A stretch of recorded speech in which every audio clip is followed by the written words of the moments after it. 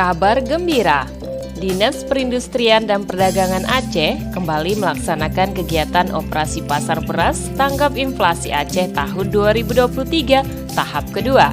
Operasi pasar dilaksanakan mulai 22 Februari 2023 sampai 23 Maret 2023 dengan jumlah kota beras sebanyak 21.000 kg atau 21 ton. Harga jual yaitu Rp102.000 per 10 kg dan Rp51.000 per 5 kg.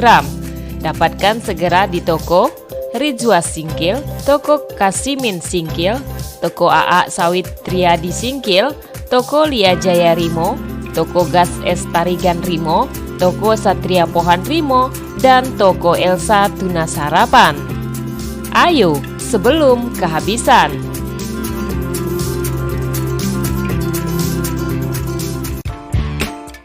Iklan layanan masyarakat ini dipersembahkan oleh Pemerintah Daerah Aceh Singkil melalui Dinas Komunikasi dan Informatika Kabupaten Aceh Singkil.